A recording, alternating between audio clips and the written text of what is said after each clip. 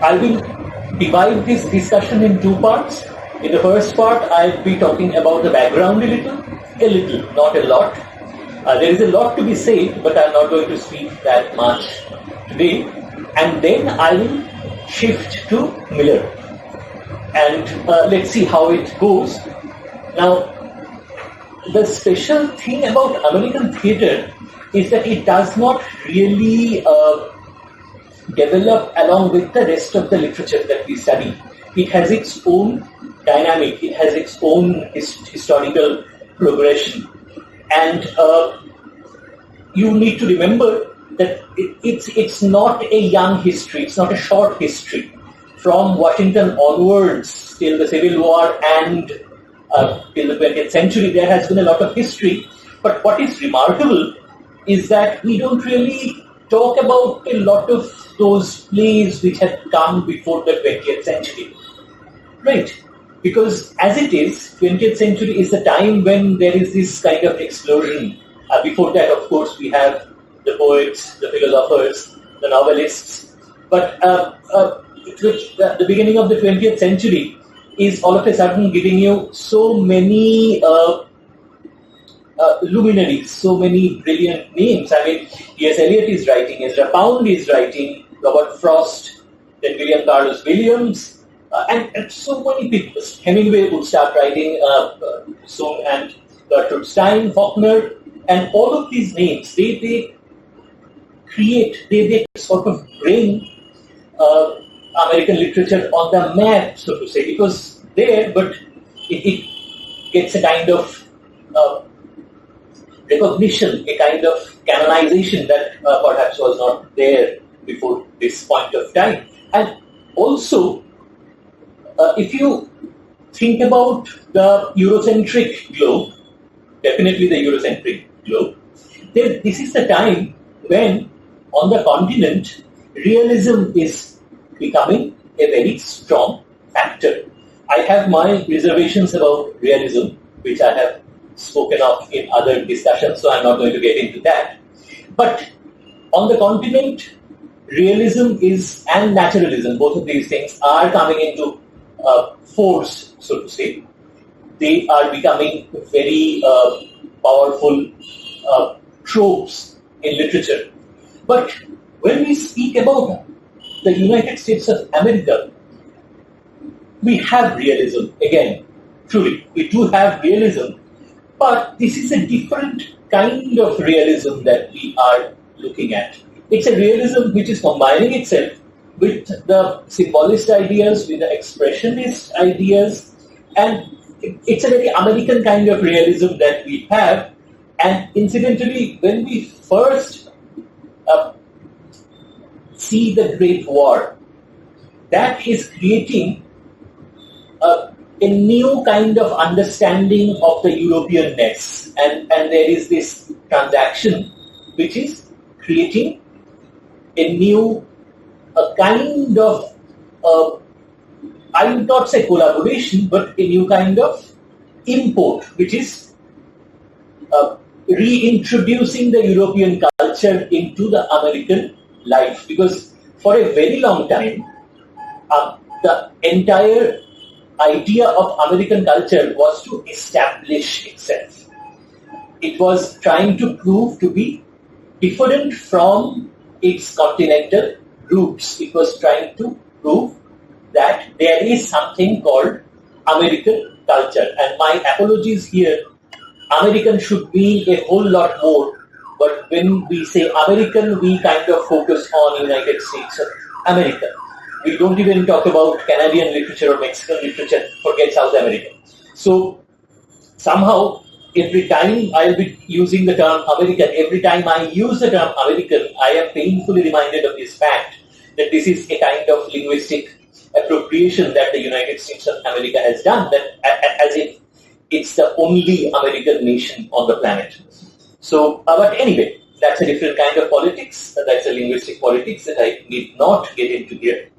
Now, what the stage also did, many people say that it is also becoming more global, more universal, because it is also responding to the British to the French to the German to the other European theaters that are now coming to America, and it's not a conscious project. I mean, culture does not function like that. Culture does not develop like that. But it's an unconscious kind of a collaboration that is happening, and American theater is becoming, for the first time, a proper American theater.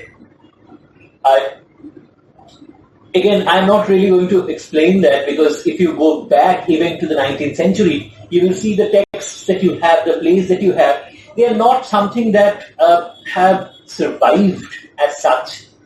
But from the 20th century onwards, the texts we have all not only survived, but they have been most of them have become parts of the canon. And the one thing that I should mention here before I move forward is that you know of the Stanislavski system, which was also a part of realism.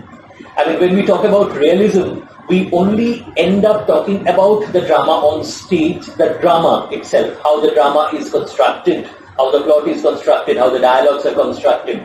But the Stanislavski system is also a part of realism, because if the actors are not realistically presenting, then realism would not properly function. So the Stanislavski system had come to the United States of America. The Stanislavski system had influenced them a lot, and many of the actors were using this particular system. But there is another system which is becoming very popular, which is called the American system of acting. And this is different because the American system looks for not only the external negotiations with society. What Stanislavski tells you, that you act and you react normally as you would in life. But the American system is also emphasizing that you should look inward. It's not only outside in, but it should also be inside out. So the transaction, the interaction would be both ways. So essentially, the inner struggles of the character should find as much prominence as the reactions, responses, the plot, the dialogue, everything. But the inner struggle becomes very significant. It's not trying to hide that inner struggle. If necessary, there would be symbolist elements introduced within the realistic tropes, but the inner struggle has to be very significant. And this emphasis on psychology, and this is where Eugene O'Neill comes in. Because we can't really talk about 20th century theatre without mentioning Eugene O'Neill, at least in passing. Because what O'Neill is doing, he is basically setting the stage, so to say.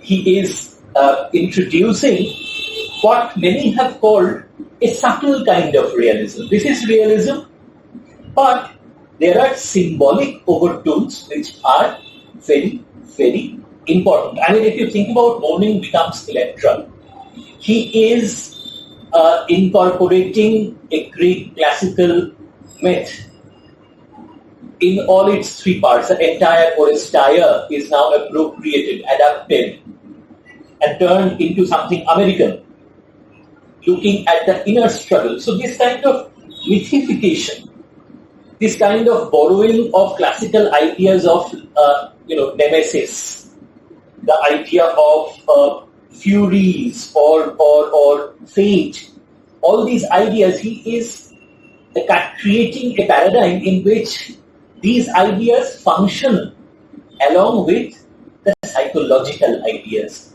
Quite often, these ideas become as important as, these ideas replace the psychological ideas in a symbolic manner. And if you think about it, one of the primary things that O'Neill is talking about, and this is something that has always been there in American theatre, and it will always be a part of human existence, I guess. He is looking at this idea of belonging. So this sense of belonging that each and every person is trying to find, that is something we find very, very deeply in O'Neill's plays. And plays like The Hairy Ape, and I'm not really going to talk about O'Neill in any detail, but what we have, the reason I mention O'Neill particularly is that for the first time, he doesn't have to try to establish his Americanness. He is focusing on this idea of belonging, and that is quite the new thing. And because this American identity has been firmly established, now they can look at individual human ideas. Now they can look at individual human crises. Now they can look at social ideas. Even when O'Neill is writing, it's still early. By the time we reach Miller, there would be a lot of social anguishes and ideas that would be very important. And of course, very soon, while O'Neill is writing, post-war depression era is beginning. And this is important because when the economy is collapsing, the entire value system is collapsing with it. Because the question now is of survival. And what they say is that there was this American smugness. There was this idea that there was the American plenty. All these ideas are being challenged, and for the first time, there is a challenge to the idea of the American dream. I will come to the point of the American dream very soon. So, this is where the American dream idea is being challenged. This is where theatrical ideas are also being challenged, because what this time demands is a very austere kind of a look at life. Because life is in crisis, serious crisis. I mean, we are going through a serious crisis now. So we can imagine what this crisis may have felt like, perhaps. So what we have in theatre at this point of time, I'll just give you 5 points here. One is sincere forthrightness. This is something people appreciate in Americans, that they are very forthright. They do not have that British stiff upper lip thing, or they do not like beating around the bush. And honest facing of facts, that this is life, this is reality. Alright, if you think about it, in the mid-war phase, British drama was trying to hide reality and kind of distract the audience. They were giving the audience drawing room plays, they were giving the audience happy comedies, they were going back to comedy of manners, Shakespeare always. So, I shouldn't even mention Shakespeare. And the third point here, and this is where the difficulties begin, because the moral attitude is no longer as strong. The attitude towards morality is much more liberal than you might expect, because this is something that I'll come back to when I'm talking about All My Sons. Just for a brief period of time, I'll be talking about All My Sons. And of course, unlike the individual crisis, unlike spiritual crisis, unlike sheer theoretical identity crisis or national kind of a crisis, people are now looking at what we call social awareness in theatre. And this social awareness is very political. It's political awareness rather than social awareness. And finally,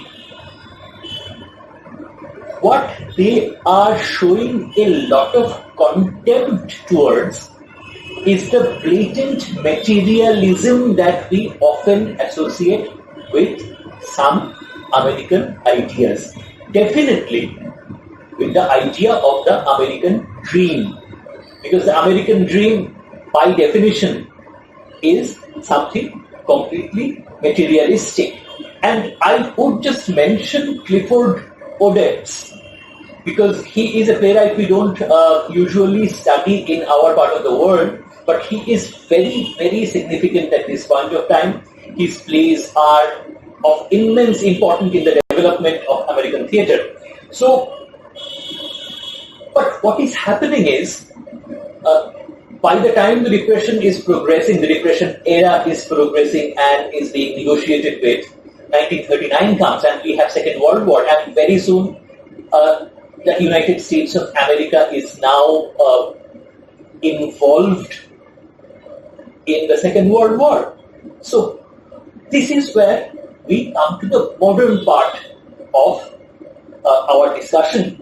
And what happened was, we are veering away from and towards, I mean, American realism is an amalgamation of hardcore British European realism and expressionism and such. What we have is a return to materialism. That is what the Second World War is doing, because the material stuff that constructs materialism is missing. We all know, I mean, it doesn't have to be a Captain America kind of a thing that will tell us what that part of life was like in America, what that time was like in America. But it was generally a tough time. So food, clothing, all the basic amenities, all the material needs of life, this was not in plenty anymore. So the focus was coming back to the materialistic idea. And this is where it's, I think now I should talk about the American dream for a while, because the American dream, it has its glory, it has its glamour. Rather, I should say it had its glory and it had its glamour. And but this American dream, from the very beginning, is a tad problematic, because it has always depended upon material ideas. So there are two sides of the American dream. One is that the ability to succeed. The second is the need to succeed. So the American dream tells you, and you can go back to the Declaration of Independence, where they are saying that we believe that all men are born with these inalienable rights: life, liberty, and pursuit of happiness. And what they are saying is that you can achieve anything, you can attain anything with hard work. You can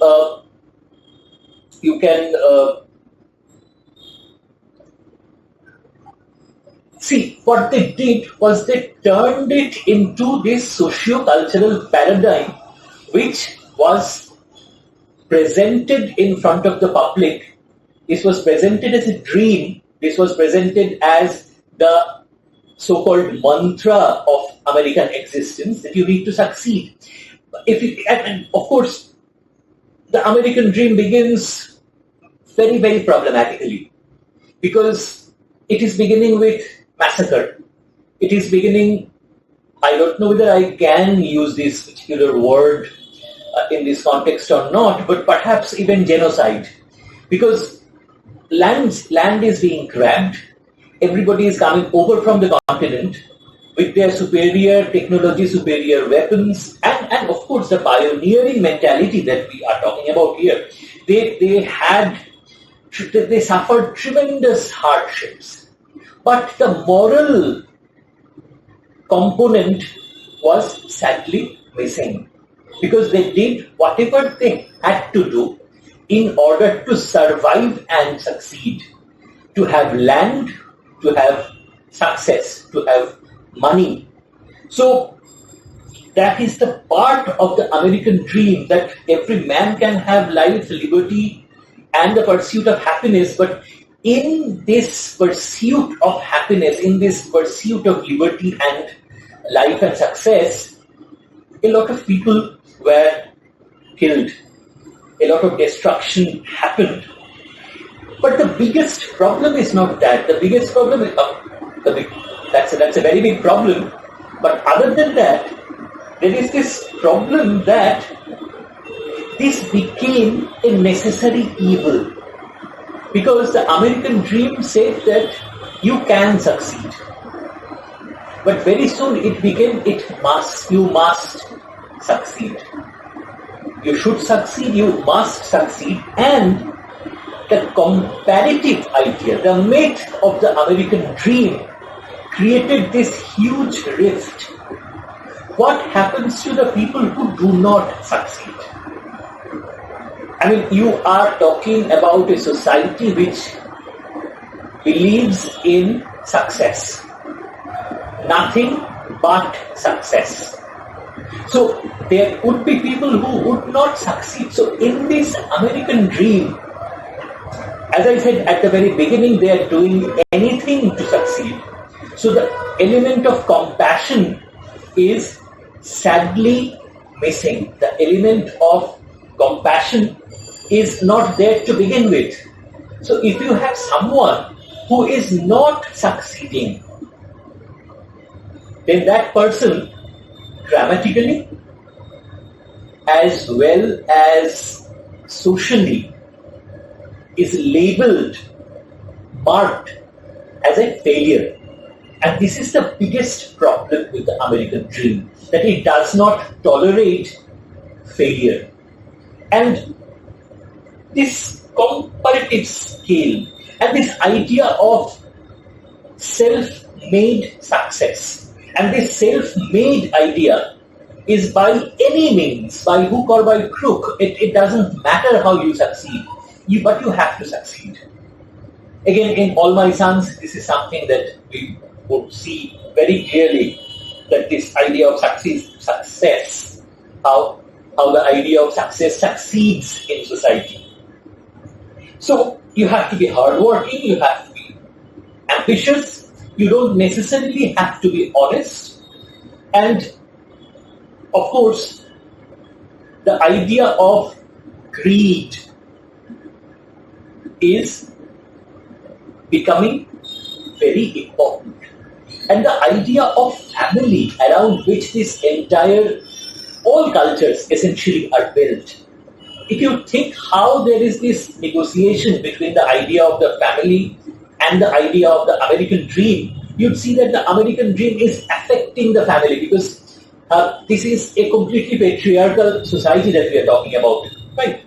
So, and so the father figure, so the Dickensian family structure almost, the father figure, the person who is bringing home the bacon, so to say, if he does not succeed, then he will be deemed a failure. He'd be deemed a failure by the family itself. So there would be this tremendous rift within the family itself. So that would destroy a man completely. Think about Death of a Salesman. You are not respected outside, you are not respected in your house if you are not a success. So that kind of respect is becoming a result of success or failure. And the family equation along with the social equation is suffering. Now let me come to Miller finally.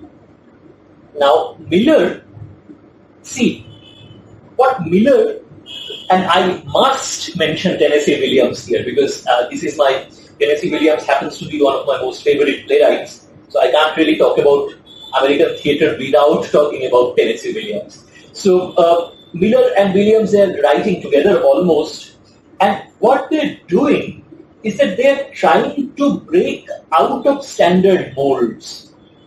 They're trying to break out of the hackneyed ideas of stage and create something new, not only in the plays themselves, but also on the idea of the stage itself. And you remember, if you think about a play like the memory play, this happens to me a lot, I keep forgetting names, by Tennessee Williams. The Glass Menagerie, thank you so much, The Glass Menagerie. So, if you think about a play like The Glass Menagerie, even if you think about Death of a Salesman, you see how this entire structure is being used, how the stage is being used, how a new kind of realism is, they're trying to heighten realism.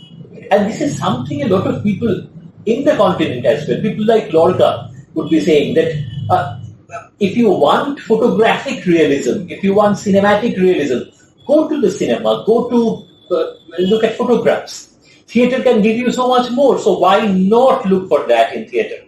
So again, they are including these things, and what Miller is doing, he is focusing on realism. What some people say is that he is using this thing called critical realism.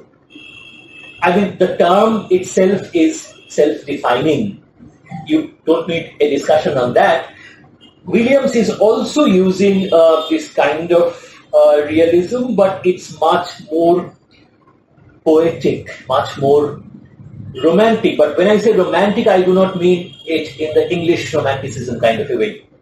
It's a very American kind of romanticism, for which you have to go back to 19th century American poetry and a lot of literature.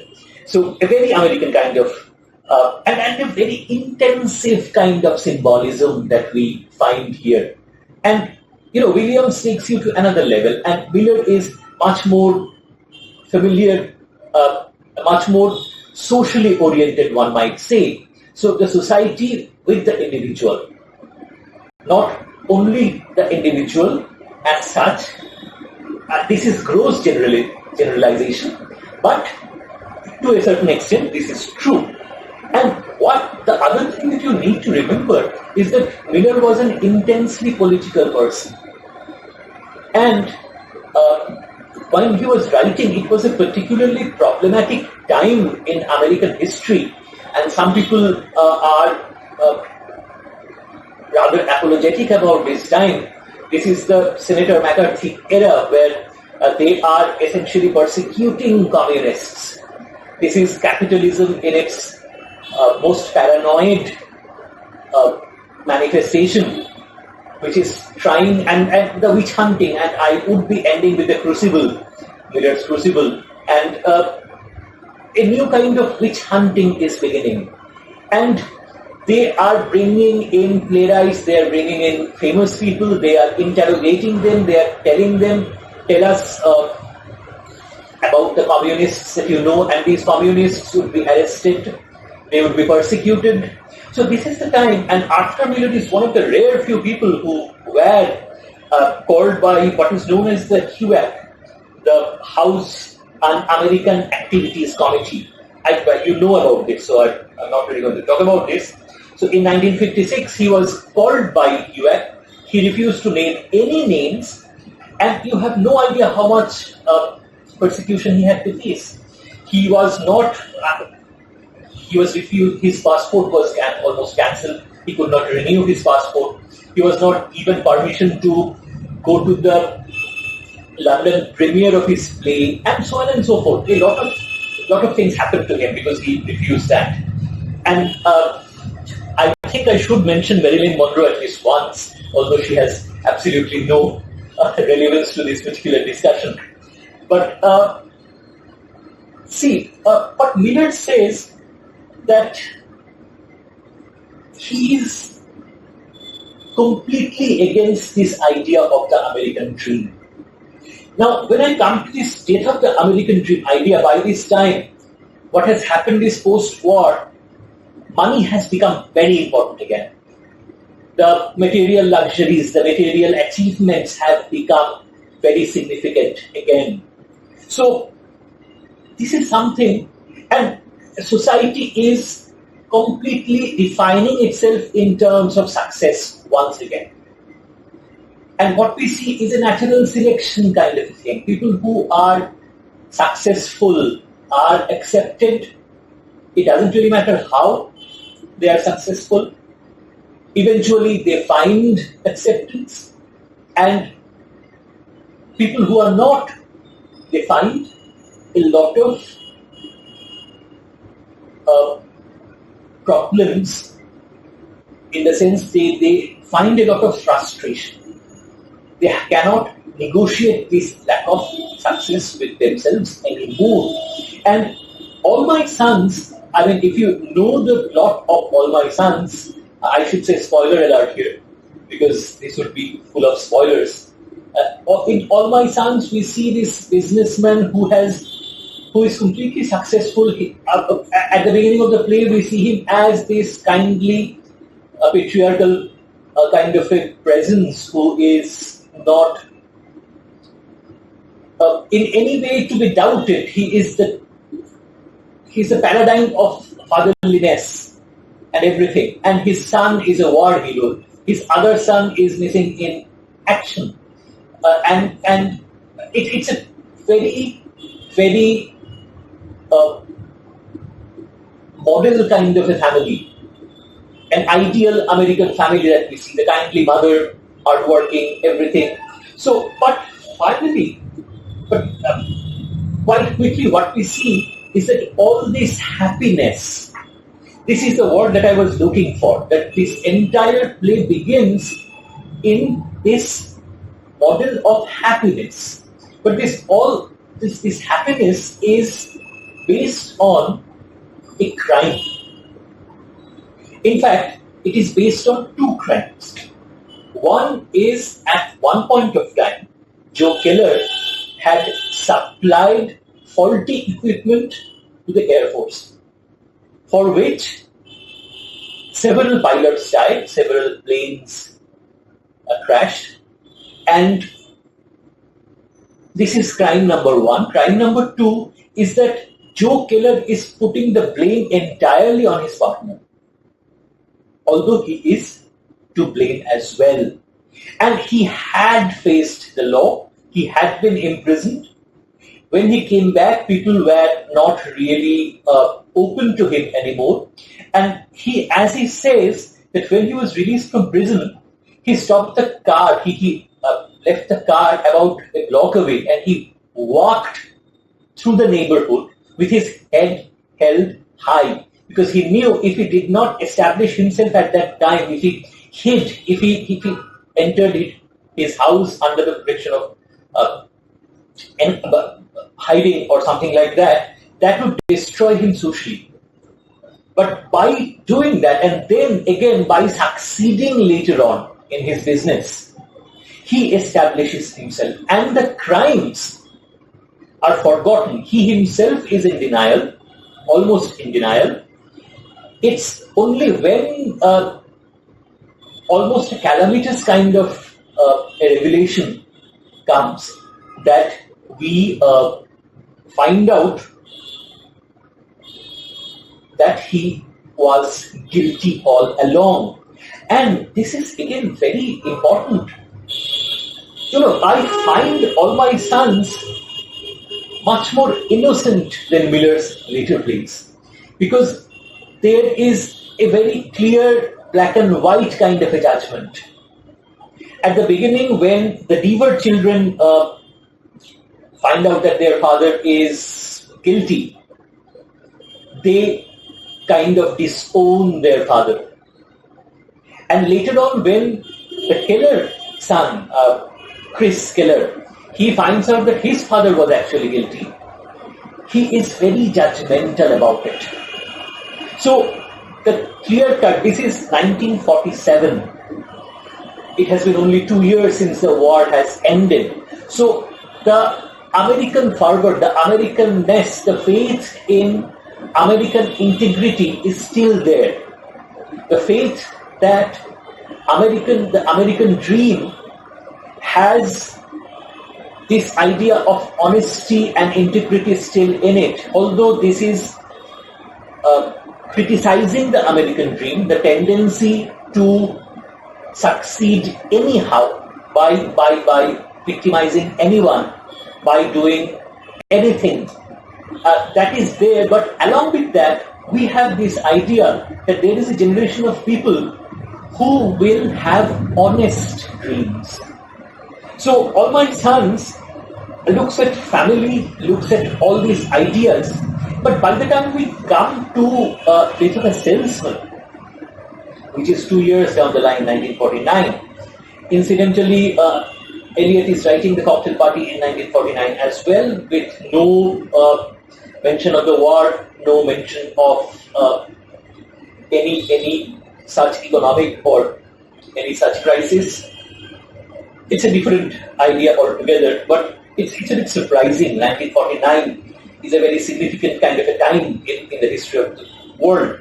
So Death of a Salesman is giving you disillusionment not only with the American dream, but with a lot of peripheral, a lot of attached things, with a kind of an overall failure of society. Because Willy Loman, you all know why Loman is the surname. He is supposed to be the low man. We look at Willy Loman, and curiously enough, Miller was kind of gestating with this idea for a long time. I mean, we know that he had written a story called In Memoriam when he was 17, which dealt with this Jewish salesman. And we know that his uncle was an influence when he was writing this play, Manny Newman, I think his name was. And we know that he was developing this idea over time. He was trying to find out the proper expression. And inside his head was a title that he initially thought he would give this play. Death of a Salesman is an infinitely better title. So, and just an interesting fact that in 1949, when Death of a Salesman was first performed, it was directed by Elia Kazan. And Elia Kazan would be one of the few people who would go to that committee, HUAC, and who would name names. And Miller and Kazan fell out like anything. Miller wrote very strongly against Kazan. And incidentally, if you remember, this is something that I always say whenever I am talking about Kazan, that when Elia Kazan won the Oscar for Lifetime Achievement, half the auditorium did not stand in honor. They did not stand up. Elia Kazan still remains, I'm not sure whether he is alive or not. His name still remains something that is not particularly honored in any artistic circle. So, what Miller is doing, apart from the technical things like mobile concurrency that he is introducing, that two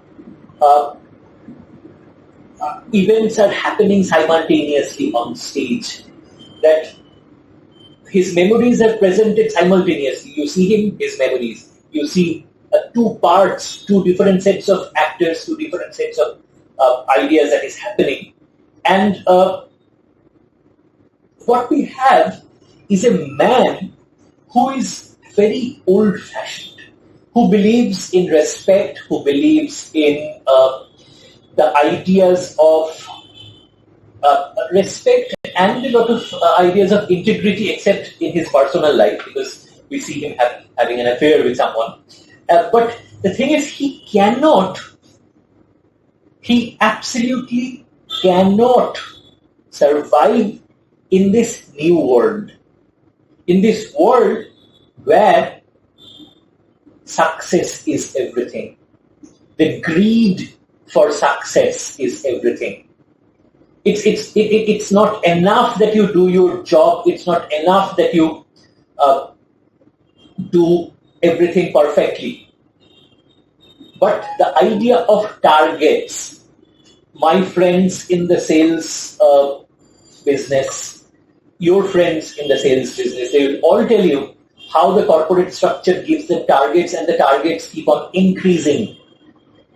to a certain point where it becomes humanly impossible. So this target culture, this is something that Willy Loman can no longer, he cannot sell his products as much as one would like, as his bosses would like. So and the problem is, this would be fine, but he is obsessed with the success paradigm.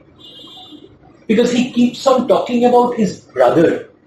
He keeps on talking about how Ben became successful overnight. And like a lot of other things in the play, like a lot of other elements in the play, we are not overtly sure about Ben. Because he is the only one who keeps on talking about Ben. We don't really see the others. We don't see the others chipping in. We don't see his wife or his sons. And the kind of magical idea of success that Ben apparently entered the jungle. I think that the quotation is, "White boys, when I was 17, I walked into the jungle. And when I was 21, I walked out. And by God, I was rich." This mythical story of success. Nobody has really seen Ben. Ben does not appear on stage as such. And Willie keeps on mentioning him. And this character, in his memories, in Willie's memories and hallucinations, show how obsessed Willie is with the idea of success, which actually means how obsessed Willy Loman is with his constant failure. And this failure is not only in terms of profession. Willy Loman thinks that his failure is in terms of his family as well. The American dream that we talk about, the successful career, successful family, the family end is also completely failed because he himself is engaged in another relationship. His sons, Biff, particularly, Biff is rebelling, Biff is stealing a suit, something that we see. He cannot negotiate with, and Biff is much more realistic because Biff is saying about his father, he had all the wrong dreams, all wrong, and he never knew who he was. So this reality and dream, this reality which supports the American dream, and Willy Loman's dream, which is a very different kind of a dream altogether, they are conflicting, and Willy cannot negotiate, Willy cannot successfully resolve this particular conflict, and he has to die. There is no other end possible. And the other failure that Willy thinks is in terms of Happy, because he thinks Happy is going to repeat his mistakes. Happy is exactly like his father, and this is something Willy cannot accept. He is worried. So as a father, he seems to be unsuccessful as well. So all that is about Death of a Salesman. Let me just talk about the Crucible for a couple of minutes, because I am even running out of time now. I promised you 45 minutes, so my 45 minutes are almost up. So see, by the time we come to the Crucible, which is 1953, this is before Miller is called by the HUAC, because that is in 1956. The Crucible is one of the reasons why Miller was called. And Miller was looking at this world. He was looking at what is known as McCarthyism. He is looking at the persecution of everybody around, and he is severely criticizing this politics of witch hunting that you imagine. And McCarthyism is creating a kind of a scenario where you can very easily tell them that this man is a communist and that man could end up having a very tough time. So this, and the Crucible is going back to the Salem witch hunting episodes of almost an ancient past in terms of American history. And this witch hunting becomes a symbol of McCarthyism. And of course, Senator McCarthy and his cronies were not stupid. They understood what Miller is trying to say. But what Miller is trying to say is what is happening to the American dream. Is this the American dream? Is this how capitalism will win entirely without having a shred of decency in it, without having any ethical kind of a concern or any compassion? That this is the American dream, that you succeed. This is the political success that we're talking about. Political success by victimizing others, by manipulating others. So this is the kind of success that Miller cannot tolerate. I mean, if you look at All My Sons, there is a kind of hope that there is integrity and honesty possible, because Chris Keller and the second generation of the Kellers and Levers, they are good people. When we come to Death of a Salesman, we see even the second generation will not succeed because they are disillusioned, they are unhappy with the scenario, they are unhappy with the family structure. So there is this decomposition, this almost derailment of the happy American family paradigm that we look at all these films. I mean, if you look at classics like It's a Wonderful Life, then they are so affirmative of values. But in Death of a Salesman, we see that the old value systems are no longer functioning. The old value systems are completely failing in front of the new value systems. And by the time we come to the Crucible, what we have is a total kind of failure. Otherizing, victimizing, and this is where communism becomes the opposite of the American dream. Communism is touted as the opposite, the exact opposite paradigm, where this is what they are saying, that communism is saying that you share the basics. All men will have equal opportunity. The American dream never says that the American dream, in fact, if you go back to the Declaration of Independence, the pursuit of happiness thing, that is what the American dream was supposedly saying. But there is a different interpretation, and communism then becomes, the communists then become the big threats to the so-called touted, the new idea of American dream, where material possession, material gain would be the most significant things. So basically, Miller, after 1956, Miller was not a major, there are other playwrights who are becoming major. And in a way, Miller is no longer writing fashionable plays as such. Miller is writing, but his plays after the Crucible, there are a lot of difficult areas. So what I would want to end with is that Miller is mourning the death of the American dream, because in his mind, and again going back to All My Sons, the American dream is an ethical, honest possibility that was still there. But by the time the 1950s are coming, by the time we are stepping into almost the absurd theatre era, that possibility seems to die completely. And Miller is writing about it.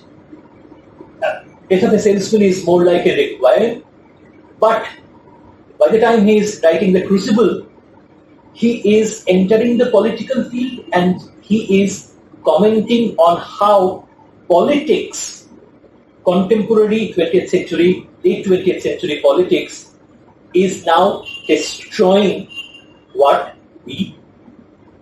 they understood as the American dream. Thank you. I think I'll end here.